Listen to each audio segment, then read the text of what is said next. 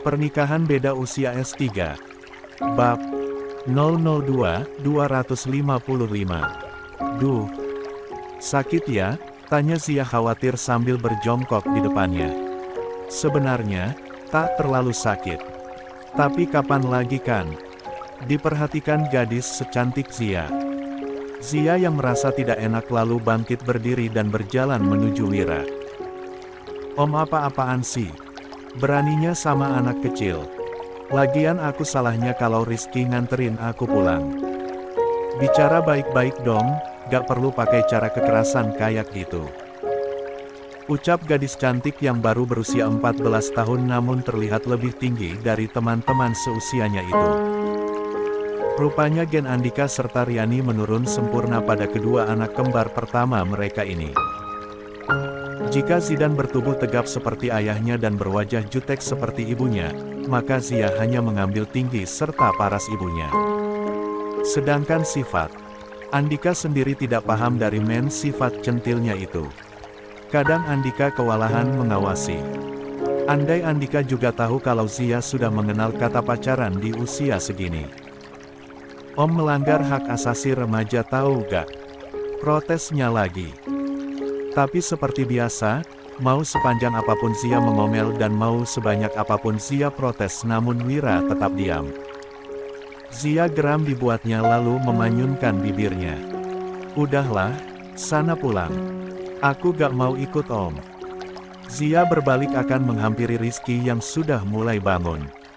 Tidak boleh, ucap Mahawira tegas. 8.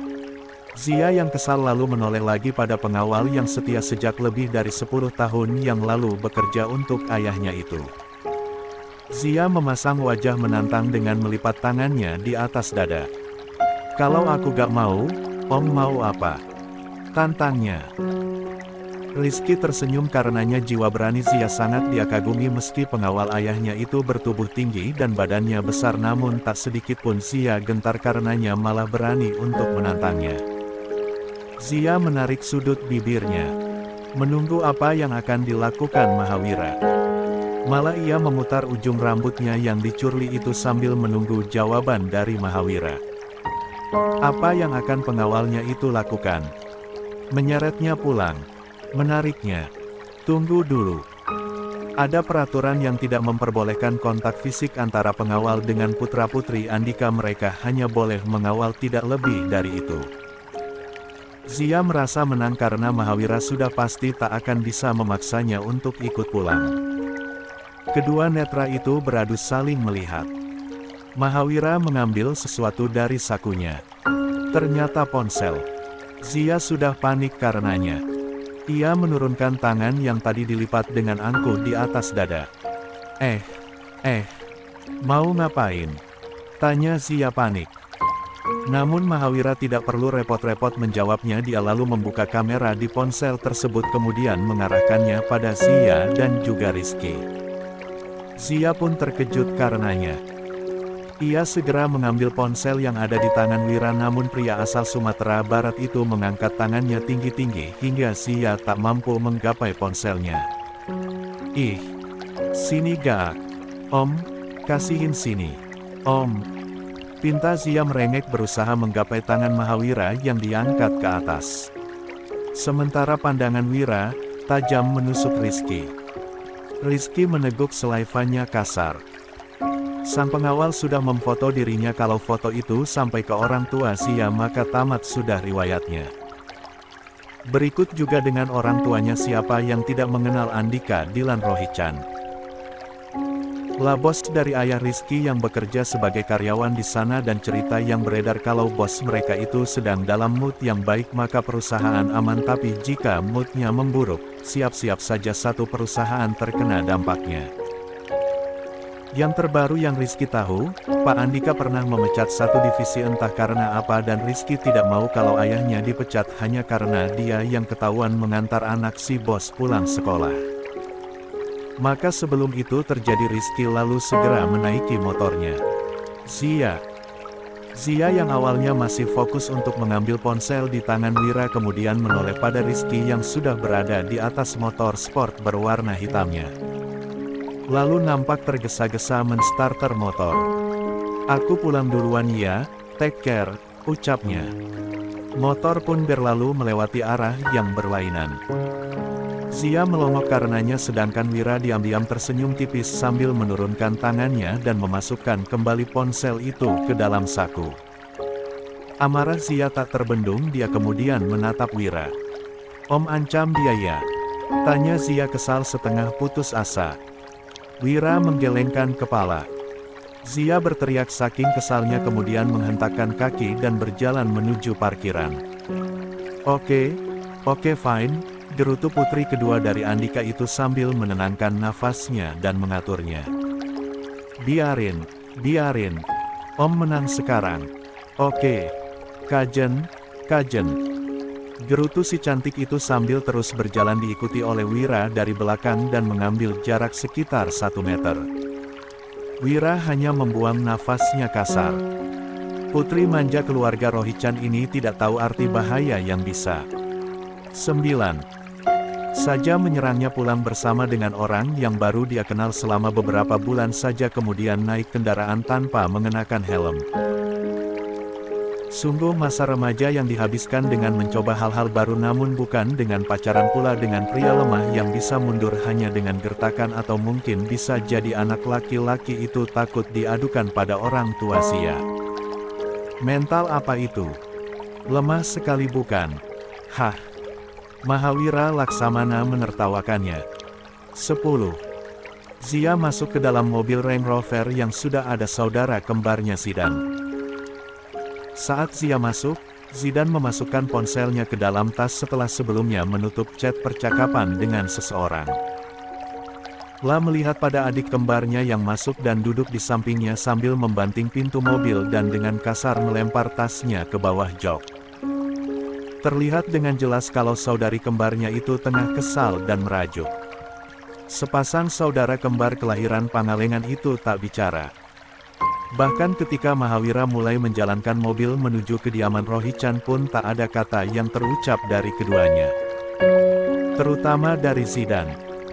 La diam tak berminat bertanya kenapa adik kembarnya itu misuh-misuh tak jelas sesekali menggerutu namun tak terdengar apa yang dikatakannya. Sekitar 15 menit seperti itu, Zia tak tahan juga. Al, pekiknya memanggil ke Zidan. Membuat saudara kembarnya itu menoleh dan tak hanya Gaza, tapi Wira yang fokus menyetir di depan pun turut melirik majikan kecilnya dari spion tengah. "Apa?" tanya Zidan. "Ih, atuh diem aja," protes Zia. "Emang kenapa?" tanya Zidan tak mengerti. "Iya tanya atuh kenapa aku kesel kayak gini," ucapnya kesal. Mahawira yang mendengar kalau putri kedua dari Andika itu minta perhatian saudara kembarnya, sedikit menarik ujung bibirnya merasa lucu. Karena Zia memang segabut itu jika sedang marah. Seluruh orang harus memperhatikan dirinya dan bertanya kenapa dia kesal dan marah. Kalau tidak maka dia akan menegur tingkat kepekaan mereka. "Ah, Zidan mah gak peka. Nah kan. Padahal kata Momi, harus rukun, akur, jadi saudara itu. Kalau ada saudara yang lainnya lagi sedih atau lagi gimana, harus ditanya kenapa. Terus, hibur. Tuh baru namanya saudara," omel Zia. "Ini mah boro-boro menghibur nanya aja nggak?" Tambahnya lagi. "Cek, iya atuh, kenapa?" tanya remaja pria bernetra biru itu. Wajah Gaza dominan lebih tegas dengan rahang yang mulai terlihat seperti Andika. Dia tak banyak bicara hanya menjawab jika ditanya dan kebanyakan lawan bicaranya adalah Zia. Karena dia tidak tahan kalau Zia terus mengomel sebelum dijawab pertanyaannya. "Kenapa?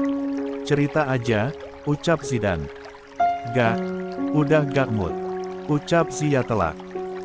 Zidan ram karenanya tadi saudari kembarnya ini yang meminta untuk ditanya bagaimana keadaannya dan kenapa dia bersedih lalu sekarang ketika sudah ditanya tapi dia bilang sudah tidak mood. "Zia, enggak, Mau tidur aja, ucap Zia sambil memejamkan mata lalu melipat kedua tangan yang di atas dada. 11. Dan mencoba untuk tidur, namun sebelumnya dia sempat melihat ke arah spion mobil yang di tengah di mana Mahawira tengah melihatnya dari sana. Zia yang kesal pertama matanya menyipit lalu lama-lama melotot.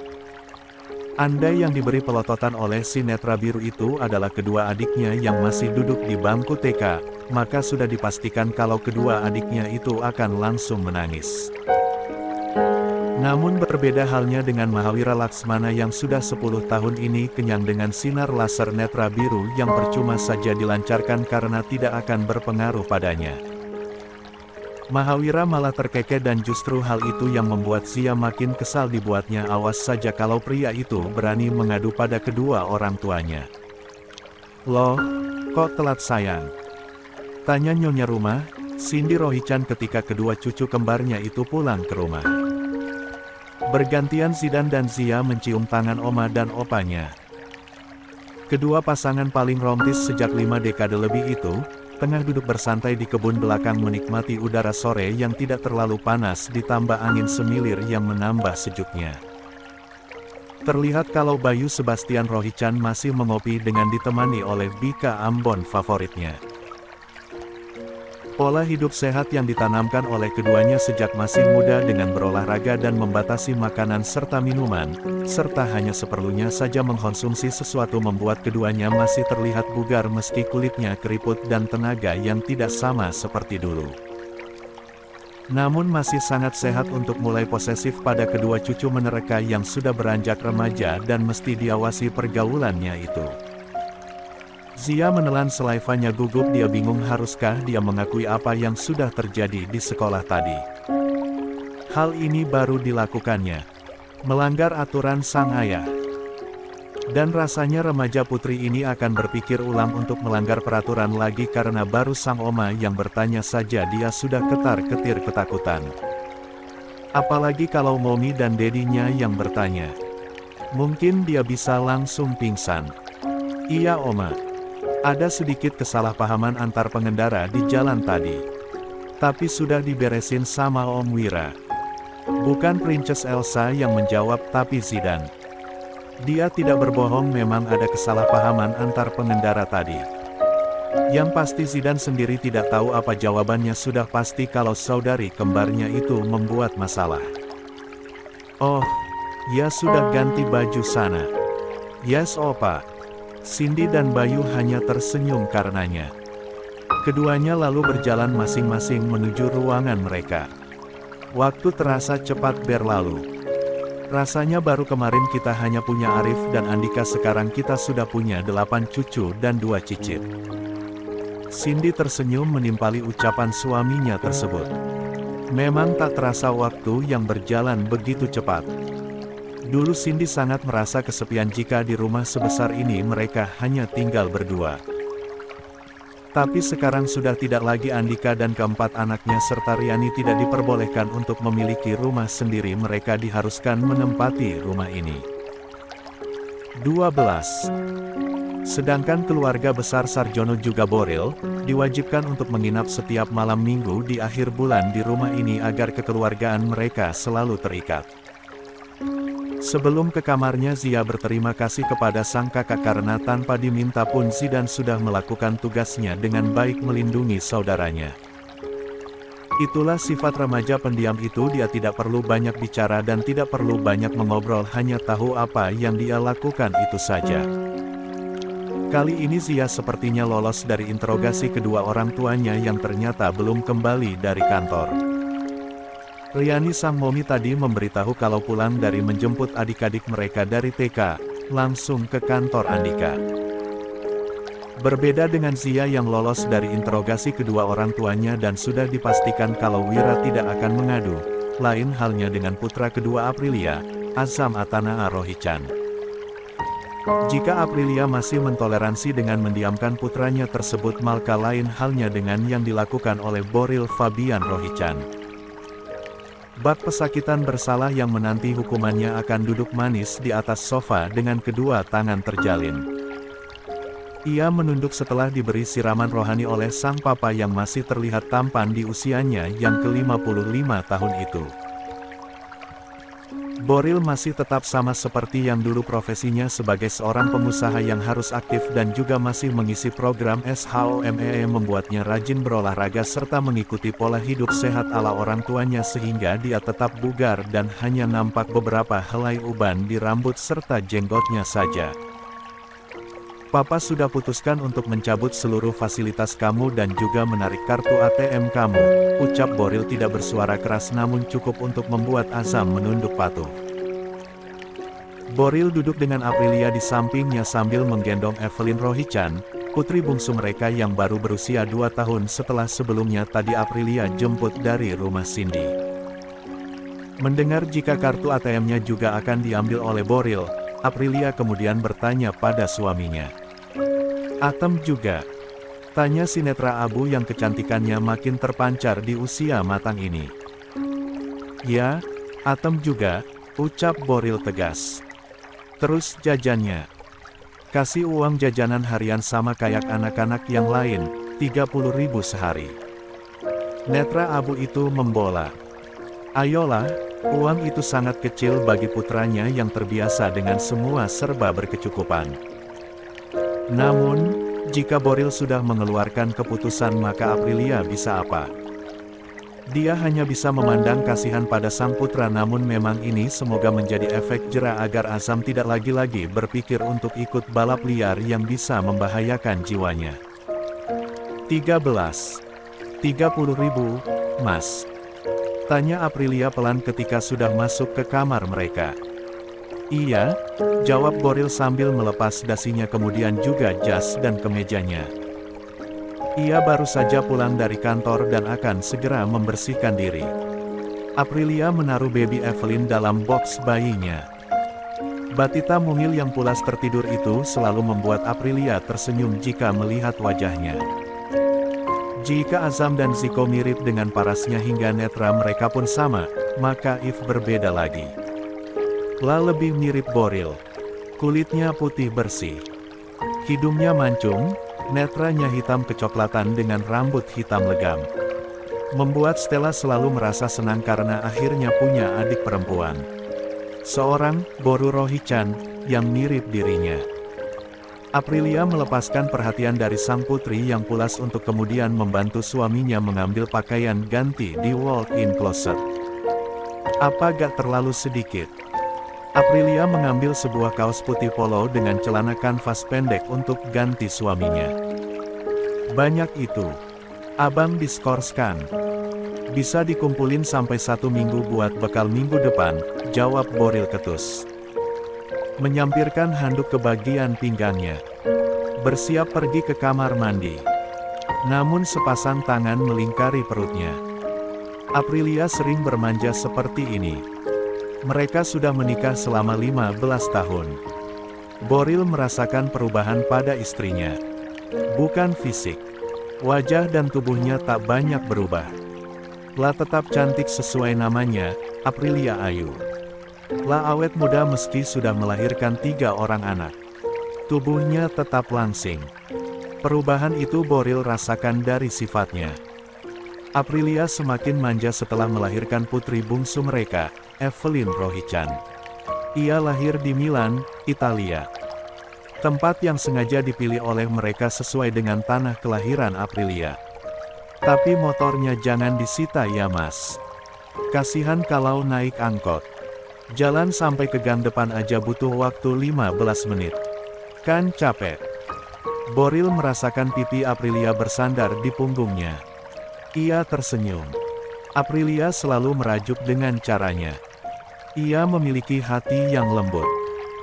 Jika dengan anak orang lain saja La bisa sangat sayang, apalagi dengan buah hatinya sendiri.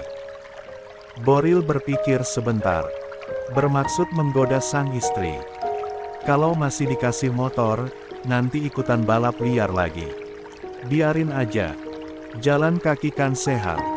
Ya udah, anterin sama Mang Hari ya. Tawar Aprilia lagi. "Kalau masih dianterin, gak kerasa hukumannya," jawab Boril tak mau kalah. Ia tertawa saat istrinya berdecak lalu melepaskan pelukannya. Loh, kok dilepasin?